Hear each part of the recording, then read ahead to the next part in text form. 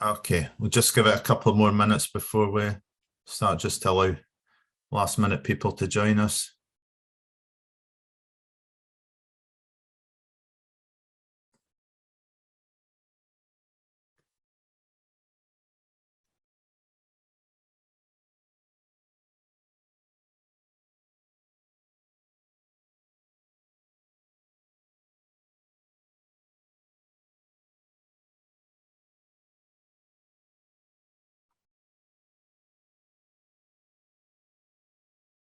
Okay, are we good to go? Yeah. Yeah. Okay.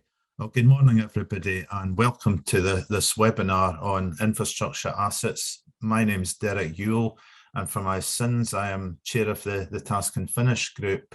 I'm also vice chair of the Accounting Financial Reporting Forum, and it's really in that guise that I've become involved with infrastructure assets. Currently, I'm working part-time as a financial advisor with COSA, which is the Scottish equivalent of the LGA. But prior to that, I was Director of Resources and Deputy Chief Executive at Highland Council.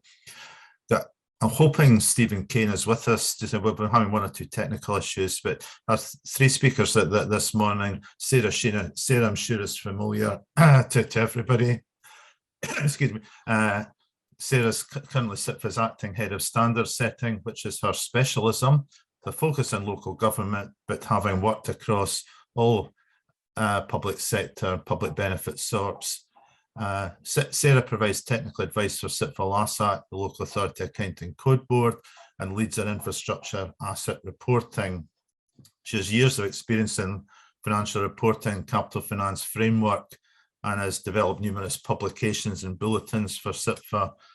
Prior to joining SIPFA, Sarah was the national lead for PwC as a senior technical manager in education, and was also, during that time, was seconded to the Welsh Government, where she was responsible for taking forward the local authority's capital finance and accounting regulations and statutory guidance on local government investments. Sarah's also had several roles in a major local authority in Wales.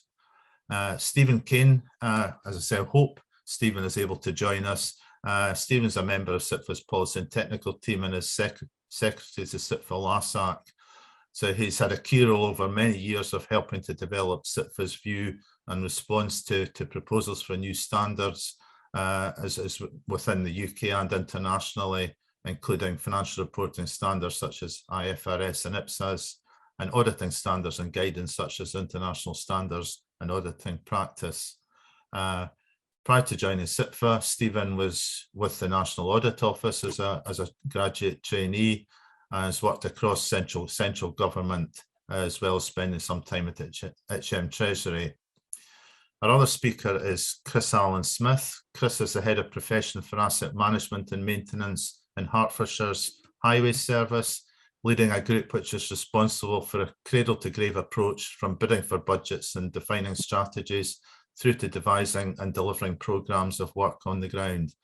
Hertfordshire was the first UK Highways Authority to adopt an asset management approach over 20 years ago, and Chris has acted as an advocate for the benefits of the approach ever since, and has been involved in producing a number of guidance documents.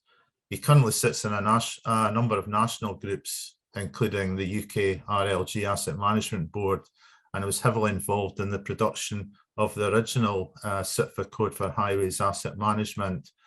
So as such, we're very fortunate to have Chris this morning, as he has that balance of the trying to align an understanding of the financial issues, as well as the engineering and, and auditing requirements and data in a single approach. And I think it's important as finance practitioners that we do have that view from the practical side as well. In terms of the order of the webinar, Sarah and Chris will do a short presentation on the long-term solution itself for approximately 20 to 25 minutes, but we'll allow plenty of time to hear from you in a question and answer session at the end. In terms of housekeeping, we'd welcome questions or observations, and to follow on from that, just a housekeeping point on the basis that there's so many of us on the call today, would recommend you don't use the raise hands function, but please put your questions and the questions box at the bottom of your screen, not the chat box, the Q&A box, and we'll try and collate those, and we'll commit to answering as many of those in the time available as possible. And if we don't manage to achieve that, I'm sure we can respond to them later. If there's any logistical problems, if you put those in the chat box, and the conference team will sort them out. So if we could have the next slide, please. So it's just a very just that slide just shows the areas that we're going to cover today. So a brief introduction from myself. We'll recap on the temporary solution, and then look at the options considered for the long-term solution. Talk about depreciated replacement cost, some of the benefits of that. Sarah, I'm sure, will highlight the survey they wanted to launch, because it's exceptionally important to get everybody's views on this. Talk about the SIPFA bulletin, and then we'll go into Chris's section on the asset management and asset manager's view. So again, if we could go into the next slide, please. Okay, just a very short introduction from me. It's fair to say that experience so far is to say that this is difficult, stating the blindingly obvious, I guess, but this is proved particularly when I guess the time to date has highlighted the challenges of getting an agreement or consensus on a potential solution. And that's really coming from the issues that have been raised by auditors, practitioners, the audit regulators, the standard setters, government, both at a UK and devolved administration level, and SIPFA itself. And I guess SIPFA has a challenging role, always of advocating best accounting practice, but also recognising the needs of users of the accounts, and the needs of members as well. The initial focus is, as people will be aware, has been very much on a short-term solution that could address the audit backlog and avoid a large number of account qualifications. But it has become clear that the short-term solution wasn't really either viable or acceptable in the longer term. I think it's probably fair to say by anyone in that, as people will be aware that we got the statutory override as a short-term solution, hopefully to get over the immediate issue, but the focus is very much now on finding a long-term solution that addresses concerns from an accounting and audit perspective, but at the same time recognises value for money and benefits. I think we are very much seeking to try and find the best solution available that recognises all these different needs and challenges. But a plea from me, and I'm sure we'll cover this later in the session as well, we do need support from all stakeholders. I say there will be a survey. It's very important we get as many views as possible. I know it sometimes can be pressing on people's day job to take time to complete these things, but there is always a danger, certainly my experience over the years, if people don't respond, there's always taken this sort of tacit acceptance. And it is important we hear positive views and negative views, so we can take those all into account in the work that we're doing. So I think probably with that, I'll pass on to the next slide and pass over to you, Sarah. Thank you, Derek. And just to note, we are incredibly grateful for the support that Derek has given us as chair. And I would underline that when there is a link in the presentation to the survey, but I would underline that we desperately need responses to that survey. Without that, we have to plough through on a theoretical basis, because we have to find a solution for this for the long term. So please complete the survey. I switched my camera off because unfortunately I've got a virus, and so I'm not feeling brilliant today. So I hope everybody will bear with me. But I will switch it back on when we have a Q&A session. Just very quickly, because the task and finish group that's looking after infrastructure assets is still concerned to make sure that the short-term solution is working. And as Derek said, we had to go for this temporary solution because there was no way we could actually make the current historical cost reporting framework work. And so we've gone for a temporary solution, and that's a two-part solution for England and Wales, and one-part solution in Scotland, where Scottish local authorities are using statutory overrides. So there is a temporary relief in the code on the reporting of gross cost and accumulated depreciation. And there's a link in there just in case anybody, I'm sure everybody's seen it, but just in case, the link is there for your use. The debates at FRAB identified the need to report the rationale for an authority to take up this temporary relief.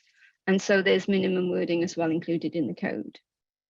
Because we will need some form of historical costs, we will need to maintain that as memorandum information. So can you please, I would suggest do your best endeavours to maintain memorandum information for gross cost and cumulative depreciation.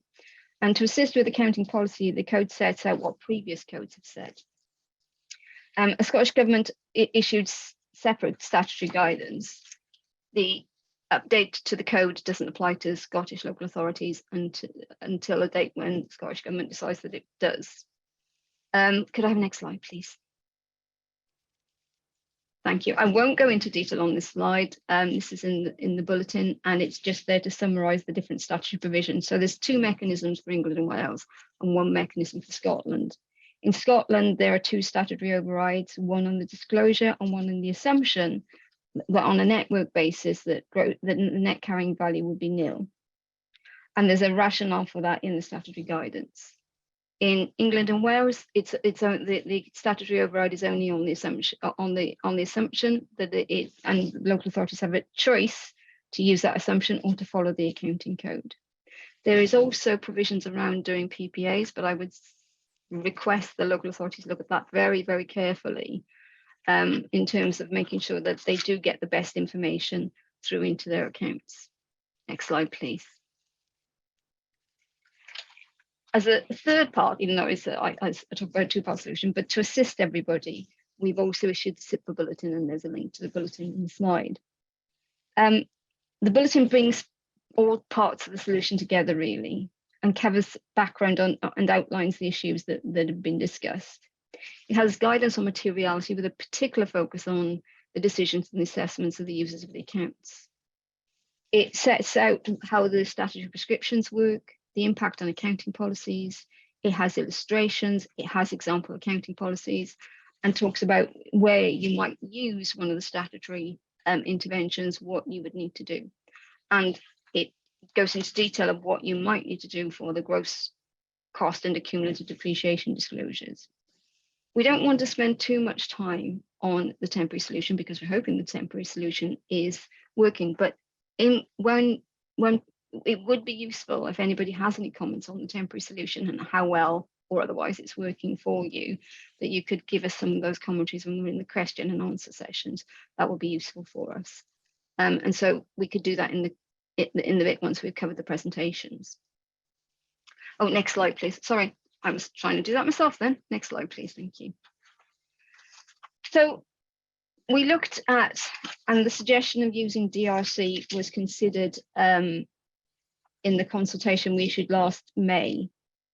And there were a lot of commentaries on this in the consultation responses. And we are very aware that local authorities didn't overall support the moves. Even those that did support the move had significant reservation. And we can't get away from it. It isn't an easy move from where we are now. There is substantial work consultations have mentioned, consultation respondees have mentioned, and collating the information, the inventory records. One authority commented it would give rise to issues about resources, capacity, skills, knowledge, prioritization, legacy systems, the availability of data, buy-in from engineers, and a mutual understanding between accountants and engineers. I think for those of you that might remember what we did when we were looking at the old solution in 2016, the impact of sensitivity from minute variances in measurements, such as carriageway width, was an important issue. And then the actual impact of DRC on local authority balance sheets, where it will dwarf the other figures in the balance sheet, is also important. But that is actually factual. And what we do in accounting is most of the time represent what's there, and what's there is very, very large asset on a current value basis.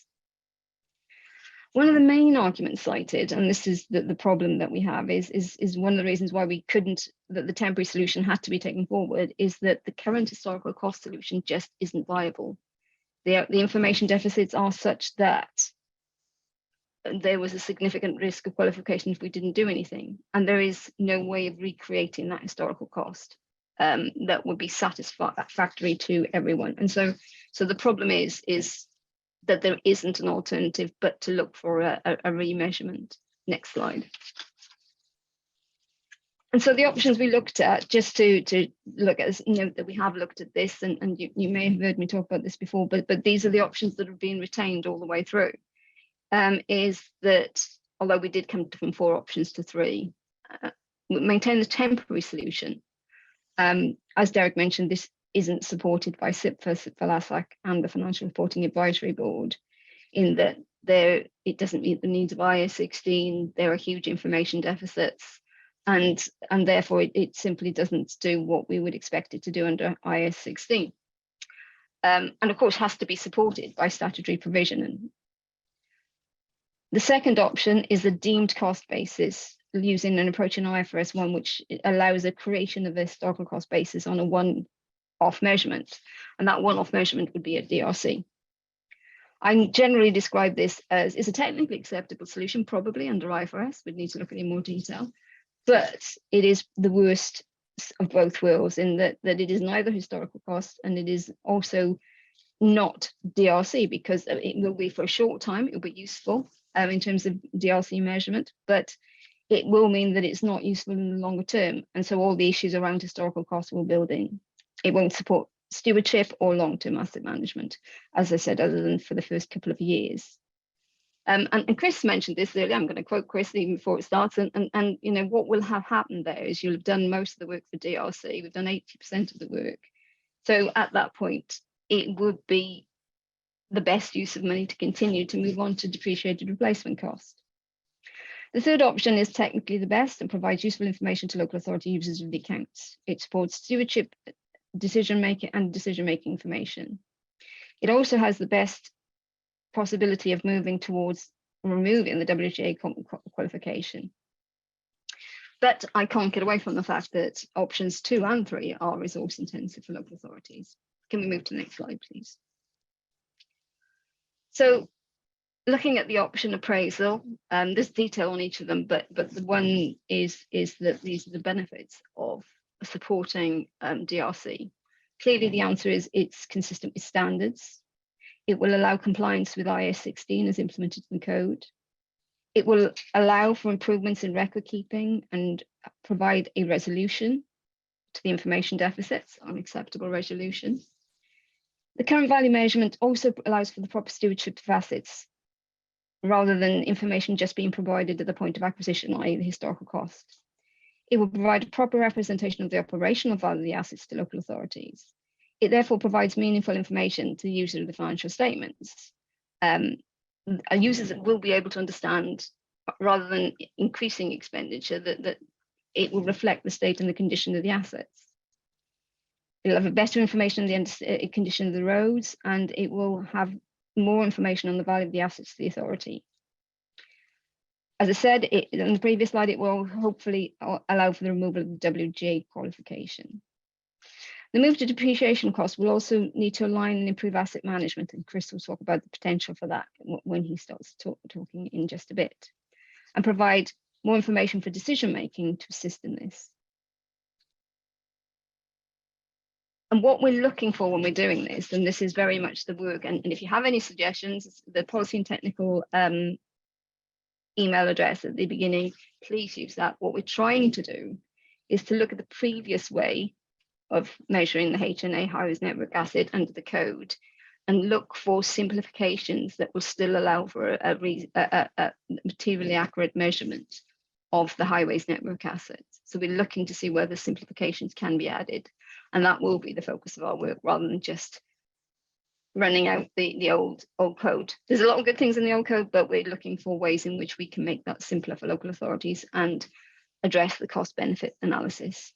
Next slide, please. But as Derek said, it is vital that we have information from yourselves. At the moment, we have an implementation date as 1st of April 2025. And we need to understand the impact that this will have and the move to DRC on authorities, their finance and highways team, both good and bad, and including the resources that it will take, both in the initiation and on an ongoing basis, and have an understanding of the readiness of local authorities and how information, and we think information will have improved. Current difficulties should have improved that. But what we're looking for, how far we are away of achieving the materially accurate estimate of DRC. So the survey will be a first baseline. Next slide, please. I won't spend too long on this. This is essentially just to give you a link to the survey that's on the slide. Derek and I have both encouraged responses, and the closing date for responses is going to be the 31st of May. So I can only, it's almost a plea from Derek and myself. Could you please click on the link? It will also be on the SIPA website, but we will also be sending that link to Treasury Societies. Next slide, please. This is a highlight of the things that we have to do, and therefore having information about whether and what's achievable for local authorities is very, very important.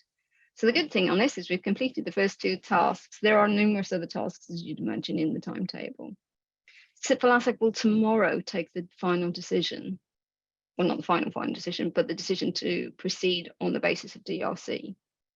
We've also awaited the conclusions of the HM Treasury thematic review, which is also, as you might have seen, is suggesting that infrastructure assets should be measured at DRC. Then any code amendments will need to be agreed by SIPA in November 2023, and changes issued in the 2024 code so that they can be implemented as of the 1st of April 2025. Next slide, please. And the final one of my slides is that once SIPA have made the decision on whether to go forward at DRC, we're going to issue a sort of first stage helping hand to help everybody with getting those information deficits improved, should we say. So it'll be a project plan. It'll be preparation for the way forward.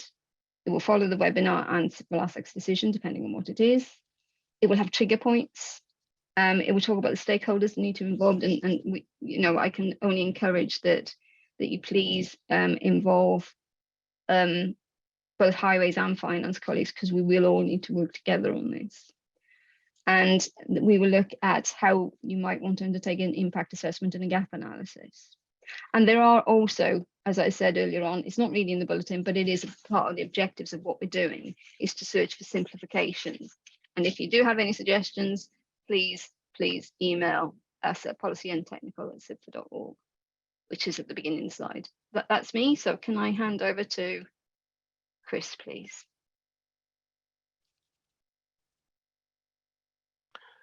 Thank you. Good morning, everybody. Hope you can hear me, and thank you for the kind introduction, Derek.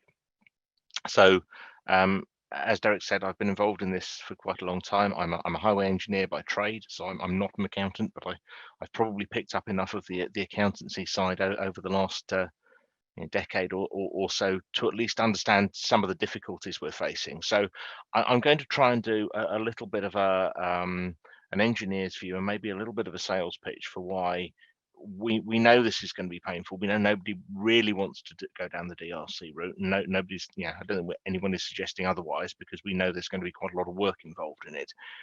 But I wanted to just give a little bit of an overview of why it might be worthwhile, and why actually getting to the far end of the process, we might look back and think, you know what, it's actually, it was actually worth doing. So next slide, please. So really, I'll try and cover it from both sides, from the why we might do asset management, why we might do DRC valuation, and try and look at the synergies between the two, and how one sort of reinforces the other, and we hopefully create what we back in the day we called a little bit of a virtuous circle, where having better asset management means we can make better financial decisions, which means we've got better data, which means we can do better asset management. So yeah, next slide, please. So for the finance colleagues in the room, let's start by having a look at the asset management side of things. And what do we mean in this context by asset management, I suppose, starting with the basics. We're talking about physical assets here, so roads, streetlights, bridges, and so on. We're not talking about financial asset management as the City of London might. and we do asset management to deliver a better service. Frankly, it all, as Derek said, we've been on that journey for more than 20 years now in Hertfordshire, and it came out of wanting to deliver a better service for taxpayers in Hertfordshire without having to spend too much more money on it.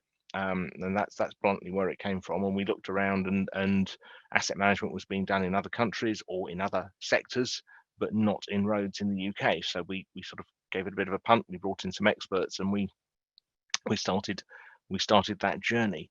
And it's basically around about looking forwards. So it's about forward planning. Asset management is all around thinking, not what do I do now to deliver a better service, but what decisions do I make now to make sure that I've got a long-term service. If I want a good service in 5, 10, 20 years time, what decisions do I have to make now in order to deliver that? So it's about having a good long horizon scan, and that is crucial. And by doing that, we can deliver a better service at a lower cost, and crucially at the moment, on everyone's lips, I'm sure, manage our carbon emissions better. Now that sounds a bit like the Holy Grail. That sounds like I'm making a massively overblown sales pitch, and perhaps I am. But so let's have a little bit of a look as to why I say that. So next slide, please. So this is a little bit about life cycle planning. This diagram is actually drawn from a document that the UK RLG Asset Management Board that Derek mentioned in the introduction, we put this together for DFT a couple of years ago. It is well worthwhile. I'll see if I can get us to include a link in the pack. I'm hoping we'll share the slides and share all the links and things afterwards, and I'll get a link to this document. Certainly for the highway engineers in the room, if you haven't seen this, then you probably need to, because it's all about making the case for investment in highway maintenance. So there's some really useful information there. But what this slide shows is the deterioration over time of a road surface. And you can apply this to any sort of asset. You can apply this in different ways to bridges or streetlights or footways, but we're just talking about a road surface here. And it starts off on the left-hand side in good condition. It's brand new. As it moves to the right, it gets a bit worse, and it moves through good condition into a sort of a managed condition to the point where action is required, and eventually it becomes unacceptable, and we have to rebuild it. And the temptation in the minds of politicians and in the minds of engineers, if we don't think long term, is that we let it fail, we let it fall apart, we let it get to that unacceptable condition, and then we spend quite a lot of money rebuilding it. Whereas actually the truth is, if we intervene in that sort of light green zone, the managed zone, it costs us a lot less. So what we're talking about maybe is we go in and we put a surface treatment over a road, we seal up the cracks, we repair the road surface, we restore some skid resistance, and for a fraction of the cost of rebuilding that road, we extend its life by another 10, 15, 20 years. And that can be, that can cost us £1, whereas just a few years down the line, when the whole thing is cracked and fallen apart and is full of potholes, fixing the same bit of road might cost us £4. And I mean, we don't spend, it doesn't cost £1, it doesn't cost £4, but it's that kind of ratio of 1 to 4. A surface treatment might be costing us £10, and a more in-depth treatment might be costing us £40 per square meter or something like that. So that's what we're trying to do. But in order to do that, we need to get in at the right time. And we like to say right treatment at the right time. We need to intervene early. So it's a little bit like you've got your garden fence, you put your garden fence up, it's been sat there for 10 years, it's starting to get a little bit tatty. If you leave it to the point where the panels rot and the posts go and it gets blown over in a storm, you've got to completely replace it. If you nip out there a couple of years before that and stick some Ronseal or other brands are available, or whatever it happens to be, on that fence, then for a fraction of the cost of replacing the fence, you'll keep it in a decent serviceable condition for another 10 years. That's what we're talking about with roads. But in order to do that, we need good data. We need to be able to predict when the road is going to fail, and we need to nip in a couple of years before it fails, or 5 years, or whenever it happens to be, to get in and do that preventative maintenance. So next slide, please. So I like this slide. This slide I've been using this slide for 20 years, and I decided to use this one rather than a more modern one to just illustrate that. So this is a bit of advanced life cycle planning. In Hertfordshire, so the previous slide we were looking at is what we'd call life cycle planning. We're looking at a road and we're thinking, well, I can let it run for 20 years, or I can intervene after 15 years and keep it topped up, keep it in a reasonable condition for less money. So we in Hertfordshire have our own deterioration model, which we've built up with the help of some colleagues from various other places over the years. And what this does is it looks at the future of all of our roads. So we survey the roads regularly. We do it every year, which is more than we're required to do for government reporting purposes. And the deterioration model models how those roads are going to behave in the future. So this is an example that we came up with. This is taken from the model about 20 years ago now, and obviously it predicts how this particular road is going to perform. So what the model was saying then, and this is the blue line, is if we do minimum, if we just fill the potholes or go in and do bits of patching or repair the road, we can see that road back in 2023, it would pretty much have failed by somewhere around 2011, 2012. We'd have to do a major intervention, and then we'd do we'd have to jump back in again somewhere around 2016, and so on and so forth. On the other hand, if we take the option approach, if we put a bit of early investment in there, the pink line, then we go in, we do some slightly more tactical interventions. They don't cost us as much because the amount of the size of the line, the line is conditioned, so the better the condition, 100% is good condition. So up at the top, we're keeping the road in good condition, and letting it drop down further means it's getting into a worse condition.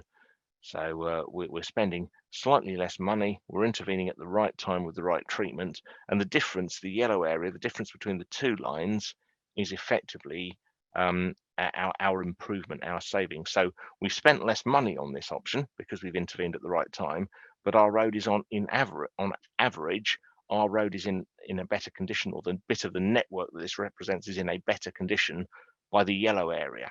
So the yellow area between the two lines represents the benefit that we get from it. So it's if you like, it's a benefit cost analysis. The yellow area is the benefit, and that represents the roads being in better condition because we've intervened earlier and we've done so at a lower cost. So that hopefully illustrates where we're coming to with the idea that actually we can deliver a better service and spend less money doing it. So next slide, please. So I've probably talked through most of these. We can look at lots of different scenarios using this model, and I'm just using this as an example for what we can do with asset management. We can look at lots of different scenarios. We can plan different scenarios. We can give our elected members options and consequences. If, and they have done many times over the last couple of decades, if our members say, we want you to improve the condition of the roads, Chris, or we can't afford to spend this much money, what would happen if we cut a chunk of money out of the budget? If they ask those questions, we can actually model it. We can give them some reasonably good, robust answers, and we can give them options and consequences. We can say option A will deliver these consequences and will cost you this much money, option B, and so on and so forth. And this gives robust decision making. They're not as we might have done back in the day, just deciding to spend a chunk of cash on whatever is the presenting issue in their post bags at the time. They're not saying, oh, the roads are bad, or drainage is a problem, or social services are under pressure, let's just react. We've actually told them what they can deliver for the money, and over that period, we have delivered on those promises. We've by and large, if we've said this will happen, if you give us this much money, or if you take this much money away, then those things have come to pass. So we've got a reasonable degree of confidence at the bottom line that we will actually deliver what we say we deliver. So next slide, please. So again, looking at this, this is wrapping the whole thing up to a network level. This is looking at our unclassified roads, and again, a nice old slide out of the archives. This is three different options that we might think of it applying to our unclassified road network. So our U roads, the local roads where people live and work and all that sort of thing. So we always start with a do nothing option, and that's the blue line there. So if we did nothing on our road network, if we just did the statutory minimum, filled the potholes, and so on and so forth, then that's where our roads would be. Then we have a couple of different spend options. The green line represents the money we might like to spend to keep the roads in steady state. Now that's an idealized solution, but we can't necessarily afford that. So the red and the yellow lines look at what we can afford, but they are the same budget scenario. They're the same amount of money, but the red line is what we would call worst first. So we spend the money and we fix the worst roads, and when we run out of money, we stop spending. The yellow line is the optimized solution. So that's where we pick the cleverest treatments that are going to give us the best long-term value for money. So you can see, even where we don't have enough money to keep our roads in steady state, we can achieve quite a significant improvement in the value we get out of that money. Our roads stay in a better condition, and on this graph, low is better, I should say. So it's the number, effectively you're looking at the number of defects. So the closer you get to zero, the better condition the road network is in. So the difference between that red line and that yellow line is about 30%. So we're spending the same amount of money, but we're getting about a 30% increase in the value, the long-term value that we get out of that money. So asset management can deliver us some really good benefits. And these days, I mentioned carbon, so I feel I need to finish this bit by talking about carbon. These days, we're looking at this kind of modelling process, taking into account carbon, not just pounds sterling. And therefore, we can say, well, what's our lowest carbon solution? And if our members want to spend a bit more money to reduce our carbon footprint, what would that cost, and what benefits could that bring? So next slide, please. I think I've probably summarised those. So, but yes, basically, asset management for the finance folks in the room. Asset management allows us to get the best value for money. It allows us to look ahead in our programming terms. What can we get for a given budget? What's our lowest carbon solution? What are our best options and consequences? So next slide, please. Let's turn my engineering brain to taking coals to Newcastle and talking about why as an engineer I might advocate for us doing DRC valuation. So finance folks in the room, please bear with me. This is not my stock in trade, so I'll probably get all the terminology wrong, and you can have a good laugh later. But there you go. Next slide, please. So this is an extract from Hertfordshire's latest draft statement of accounts, not been audited yet, and this deals with our infrastructure asset value.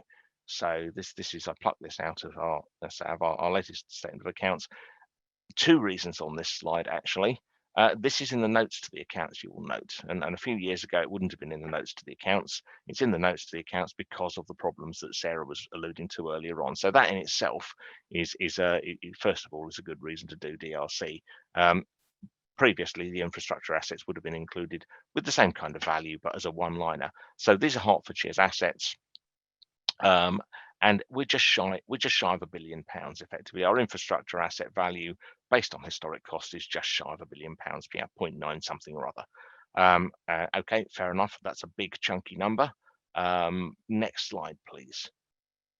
So if I do the same calculation using a sort of a DRC GRC type approach, so this is the same calculation done again this year for our annual report, which we publish an annual asset management report that was published actually about the same time as those accounts went up. So same year, same range. The value is about 10 times the amount. As you all notice, we're talking about nearly £9 billion. So a ninefold increase, and this is based on the infrastructure assets code. We still apply it for our own purposes in asset management. We don't.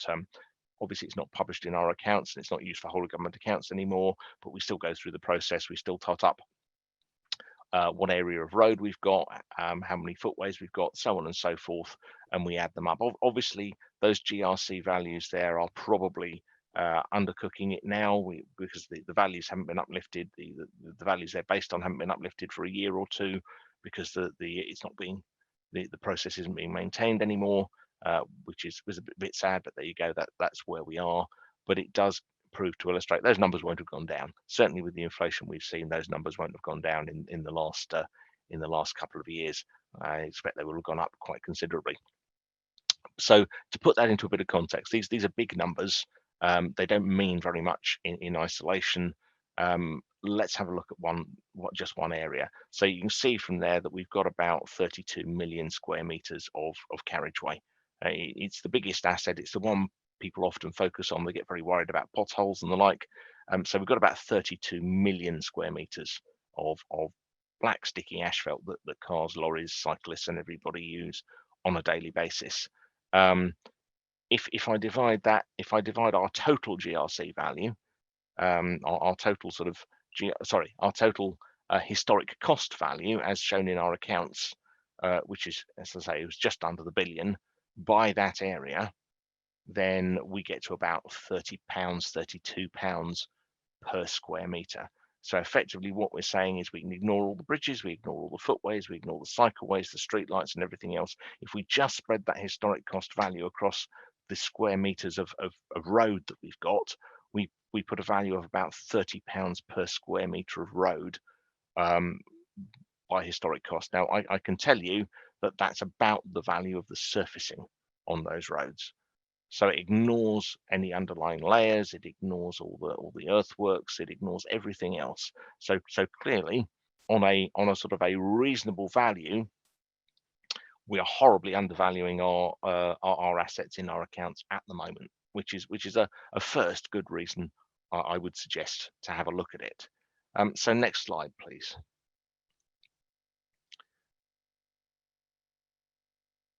So my contention, and again, talking perhaps to the highway engineers in the room, if we don't value our network, how can we expect others to appreciate its worth? We're undervaluing it tenfold, perhaps, and that's not unique to Hertfordshire. If we do the same exercise for other local authorities, we will get exactly the same results. You'll find anything between 6, 7, 9, 10, 12 times the value. So we're talking about something like a tenfold difference between the historic cost valuation and a what I might consider a fairish valuation under DRC, a reasonable valuation of what the asset would cost to replace, or probably more reasonably what it actually costs to maintain and to run and to operate that asset. So next slide, please. So if I do a DRC valuation, it measures the current value of the asset. So as I would put it again to highway colleagues, we got our gross replacement cost, which is the numbers I was talking about just now. We take off the wear and tear and we get to our depreciated replacement cost. It's the value of the asset as it is at the moment. And as a good asset manager, I want to keep that DRC in reasonably steady state. I don't want it fluctuating up and down, because that means either I'm not spending enough on the asset or I'm spending too much, probably. But in order to calculate that, I need to know how much I've got and what its age or condition is. So I need to know how many roads I've got and whether they're in good condition, bad condition, whereabouts on their life cycles they are. Now, coincidentally, that's also the information I need to do good asset management. Next slide, please. So also out of a DRC valuation, effectively, I get that annual depreciation. I get to see every year how much the value has gone up or down by. And like I say, if I'm doing my job properly, hopefully the value actually stays the same. I'm investing enough money to keep the road in a steady state, assuming that's what I'm trying to do, and that's the task I've been set by our members, to try and keep our roads in a steady state, more or less, to try and stop them getting worse, but not necessarily to improve them vastly. So we keep the condition that we're in, keep the level of service that we're currently offering, and do that as efficiently as possible. And that's my task. So that annual wear and tear, that annual depreciation, is a really useful number. And to calculate that out of the DRC valuation process, I need to know how much I've got, what its condition is, and what I need to spend on it. And that, and somebody asked in chat, what would we use these numbers for? That's actually a really useful number, not necessarily just for me in Hertfordshire having a conversation with my executive member or our cabinet on how much the highways budget ought to be. But I mentioned the document that we as the UK RLG Asset Management Board produced earlier on to help DFT have a conversation with Treasury about this. Now, if we value our assets properly, yes, they will look much bigger. But then I think that's a fair reflection of their value, and that they're currently undervalued. If we can get that information across to people, then perhaps we as local authorities with the good auspices of DFT and other government friends, can persuade Treasury that actually what we need to do is invest the right amount of money in our roads. This is not going to happen soon. I know we're in the middle of a financial crisis. I don't expect huge amounts of extra money to roll out, but at least people will understand what they need to be spending in order to meet those future demands. At the moment, and it's a huge frustration to me, we end up in a very hand-to-mouth situation as an industry. We have a bad winter. The government reacts to it by chucking out several £100 million of pothole funding to local authorities. It gets spent in a very inefficient way usually, and I can say that because I'm one of the people who has to spend it inefficiently. We have to spend it quickly. We often have to spend it on less than ideal priorities. We don't get that long-term planning. Whereas if we had that long-term planning, if we had that longer-term horizon, and this isn't the case for all money. I need to be fair to DFT and government colleagues. They've been very good at giving us a longer-term horizon over the last few years. But when we get this extra sort of splurge of, oh, we've had a bad winter, we'll do something about it. That money often gets spent very inefficiently. We could do so much better as an industry if we had that extra level of planning, that extra level of advanced knowledge, and if we were able to sort of use proper life cycle planning to do much more. So next slide, please. So effectively, why might we want to do it? Well, it demonstrates the value of the asset better. I think that's probably incontrovertible. It also illustrates the consequences of failing to maintain the asset. We can see, well, actually, if we don't maintain it, that will appear in our balance sheets. And I know that our opposition members are very keen to point out where our administration are going wrong. And if there's a great big hole in our balance sheets every year because we're not maintaining the roads, they will stand, as opposition members are wont to do, by a nice photogenic pothole and point at it and talk about underfunding. And frankly, that's probably not necessarily a bad thing. That's the job of opposition members to keep the administration, to hold them to account. So it'll help us make that case nationally. It'll help us make the case locally. If people don't want to invest in roads, that's fine. If my members stop investing in roads, we will do absolutely the best we can, knowing that they have made the difficult decision that perhaps they needed to invest more in schools or in social care or something like that. That's great. We will support that, but they need to do it. They should be doing it in the full knowledge of what the consequences of those options are. And finally, all of that needs good data. Now, DRC needs good data and good asset management needs good data. And in a time when we're being squeezed more as local authorities, we're trying to find things that we don't need to do. There's a really tempting argument to say, well, do we need to collect all this data? Do we need to know how many roads we've got? Do we need to know what their condition is? Well, if we need to do it for valuation, then we can use that data to help us make good decisions with asset management, and we create that virtuous circle, as I said earlier on, where one reinforces the other, and we end up hopefully with better data, making better decisions, and we're using the money that we have got much more effectively. So I will leave it there. That was a very quick trot through. Apologies, I've probably gone several minutes over, but nonetheless, it's a sort of thing I could talk for hours and have talked for hours on this. I will park it there, and thank you all for your time. So final slide is just the sort of the washout. Okay. So yes, and I think I've covered that. That's great, Chris. Thanks very much. I think it was important that we heard a non-finance view, because I think what you've outlined is the importance of good asset management, and I guess people participating in the call are maybe reflecting on how well that happens in their own authority. We've got a few questions and about 10 minutes to try and go through these. It'll be interesting to see how much people feel have been answered or not in the presentation. I think I'm going to start with Josh McManus. I think it's partly answered, and I'd be interested to know whether you feel your question up. It wasn't a daft question. I would have said probably goes to the crux of what we're doing, the question which all the decisions that asset managers perhaps make, how dependent on that is the value that appears on the balance sheet. Because I think you probably could argue that what Chris has outlined there should be happening within authorities anyway. How much asset managers work with their finance teams to reflect, the value in the balance sheet that gives all the answers that Chris outlined there, I think is probably going to the crux of what we're trying to do in this, and some of the challenges that have been raised. Chris, I'll maybe come back to you on that, because I think you find there's a question about the cost of the work that you're doing in Hertfordshire to get an accurate DRC, and that maybe goes to sort of bridging the gap between what currently historical cost valuations in the balance sheet. And it was very interesting to see Hertfordshire's accounts, and effectively you're saying there's a 9-fold increase if you value the assets on DRC. I suspect that's probably true across the country, and maybe reflects why it's suddenly become a big issue, why auditors are challenging the value of assets in the balance sheet.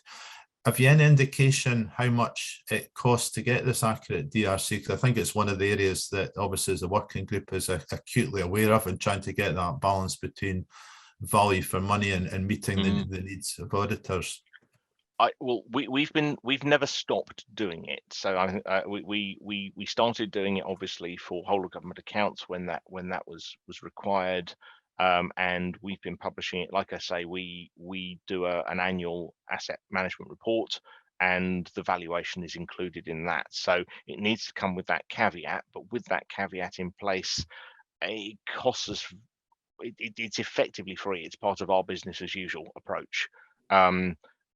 That said, we collect a lot of data. We do that for asset management purposes, so we have the data available, and the person who puts together the annual asset management report is now very used to gathering this data and then using it, turning the handle on the various tools that were produced at the time to help produce valuation and get the numbers out of it. So we are talking a minimal extra amount of officer time, all on the highways side of things, to produce that, but that's only because we are so used to it and we have the data there for other purposes. I think the pain will be getting there in the first place. So I think most of us and the system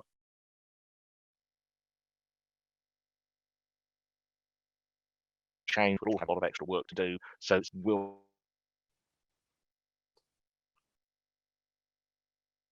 Don't tell us something. You were cutting in and out, Chris.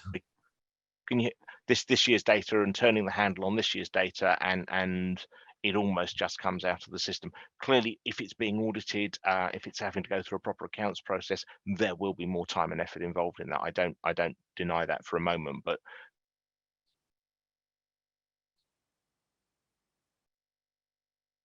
it's not something we're spending hundreds of hours of work for someone in the highways team. Okay, I think we had most of your voice dropped a couple of times just towards the end of that, but that's helpful. Thanks. Just look at Sarah, I'm going to come to you now. There's a couple of questions from Jane Hunt about how the temporary solution differs from the previous accounting treatment and what's required now. I think you covered it in your presentation, but maybe just to quickly summarize the temporary solution and how that differs from what happened previously. Well, as such, in theory, it doesn't differ from what's happened previously, in that what we think most authorities have always done is that the carrying value, when it's replaced, is at zero amount because the asset's been used up. And so that's what is reflected in the statutory interventions. And in terms of the accounting for what's in the gross cost and cumulative depreciation, we've stopped. Although local authorities are able to report it, they don't have to report that until 31st of March 2025. So as such, the accounting isn't different. It is just that because derecognition, we understand, hasn't been taking place, that's why we've removed the requirement to disclose that. Yeah.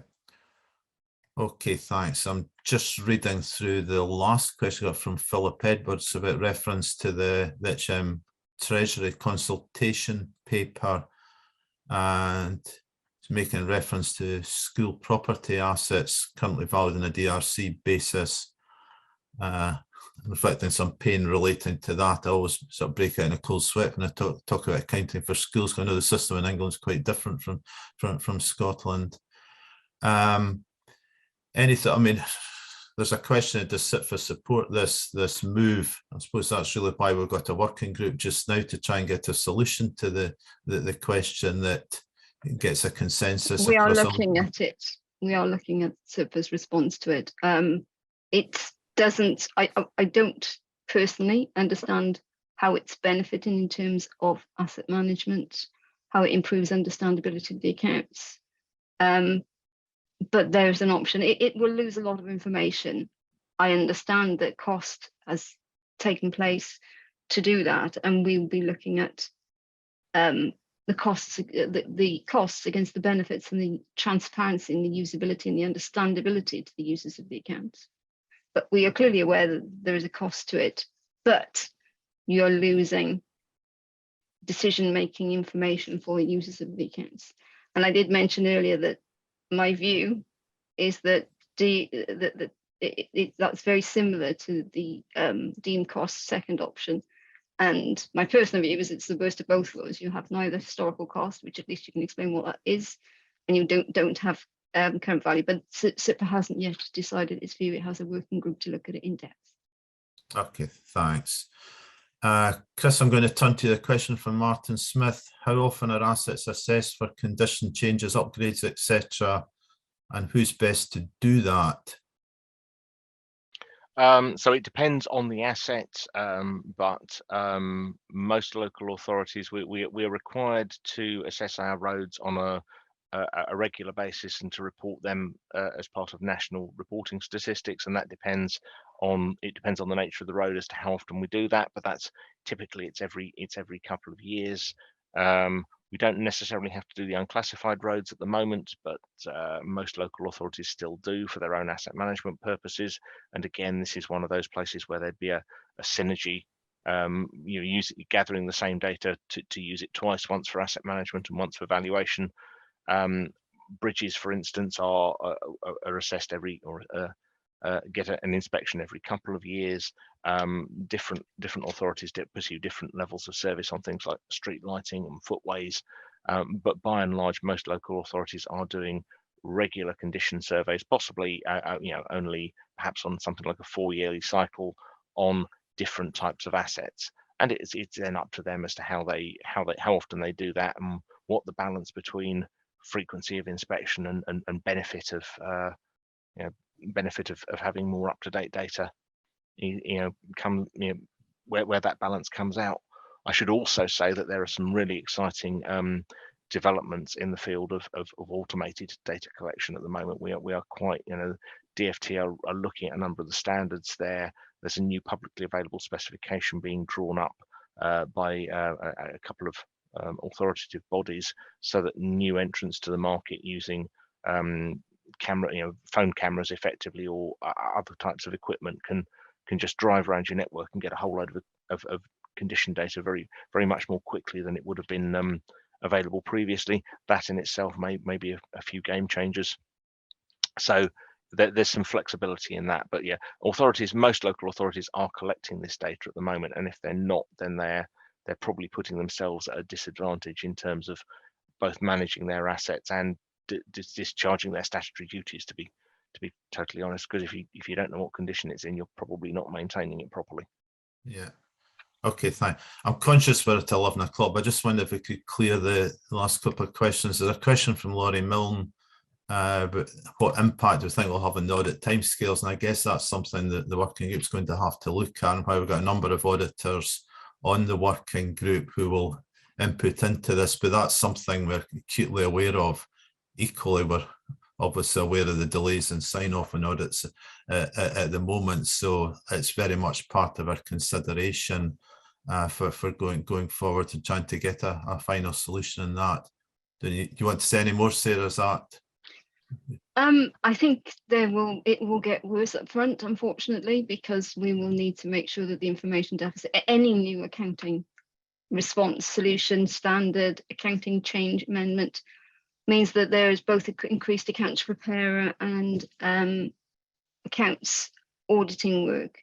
But when the system is up and running, one would hope that it will, with the proper agreement and proper specification, one, improve the information deficits. So it should reduce that in the long run, but I think we will have some pain in the short term, which of course, as Derek, you said, we will try to manage. Yeah.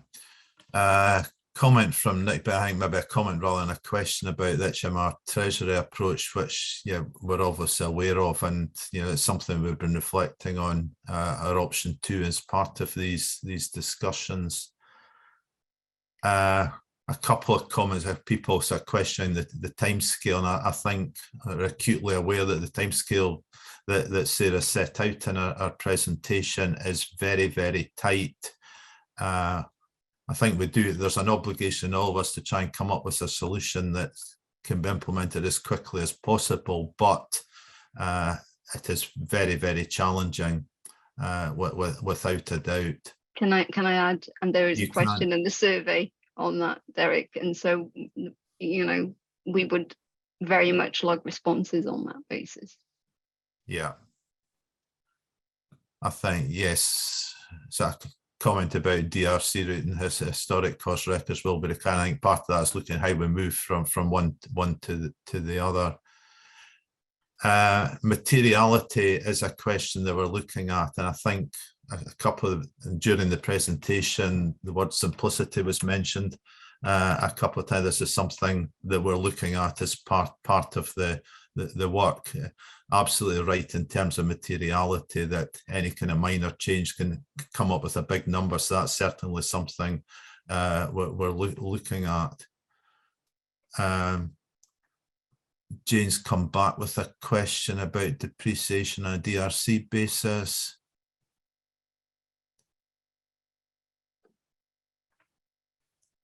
Not quite sure how to answer that question, Jane. I mean, in some respects, I think you're right, and I think Chris in his presentation highlighted the problems that you get for inadequate investment in the highways infrastructure. And I think I'm keen that it's coming up with any kind of solution to this. We try and kind of bridge that gap between good accounting, good financial reporting, and good asset management. The two objectives should not be diametrically opposed. They should be consistent with one another. And Josh, I think you've come back, and I think that's a useful reminder from your initial challenge, which I said, wasn't a daft question. I think it goes to the heart of the dilemma, in a sense. If highways management is already happening, we have to reflect the sort of value for money aspect of the work to move councils to a DRC basis, and that's something we're very keen to get information from in terms of the questionnaire again. Can I add to that?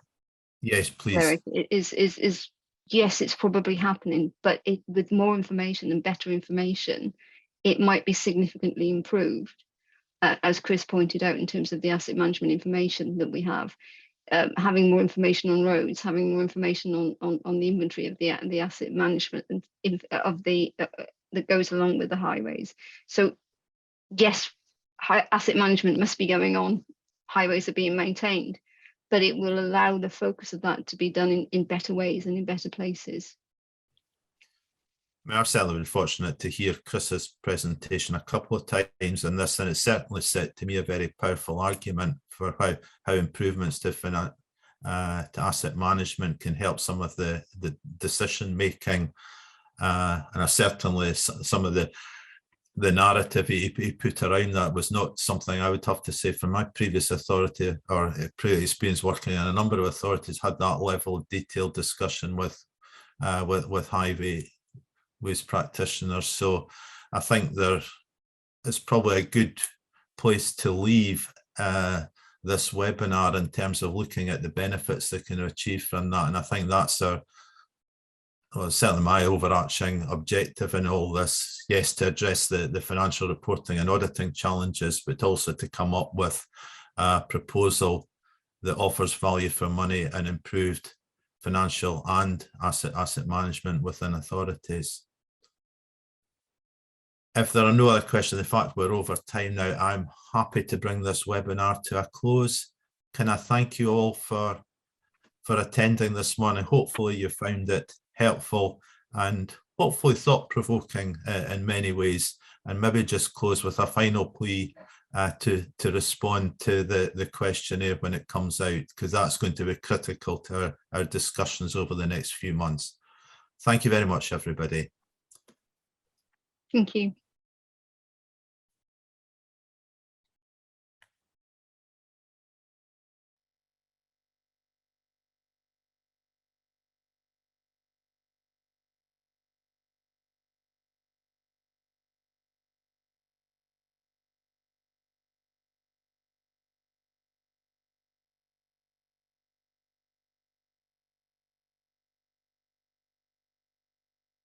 Did you hear that, Stephen? You managed to get back in okay? I managed to get back in, but I didn't know if it made sense for me to try to join in with the question answering, because I couldn't test whether my video was working. This is the first time I've seen myself on video, but I did see the presentation. Well worth seeing Chris's material. And I think also we, I mean, I won't take too long of your time. I think we want to, no, it's okay. But worth mentioning that, you know, we thought we could do historic cost, and actually we can't. Or an alternative way of saying it is that the expense of doing historic cost by digging into records that are mostly not there and would have to be somehow recreated and estimated. You know, yeah, there we go. And Anyways, that's the challenge. Yeah, the status quo and doing nothing, which I always kind of like in an option appraisal, is it's not really an option. It wouldn't be great accounting, and you would have the situation where, you know, the apparent value of your balance sheet can go up when the actual figures, the actual value, the actual state of the network is going down. You know, that's, you know, historic cost is not just less good information. It can actually give you contrary, perverse results. But anyways, yeah, we better finish. I think we'd probably need to close the session. I don't know who the other people. We'll get thrown out anyway. I'll see you this afternoon anyway. Yeah. Right. Cheers. See you later. Okay, take Bye. care. Bye.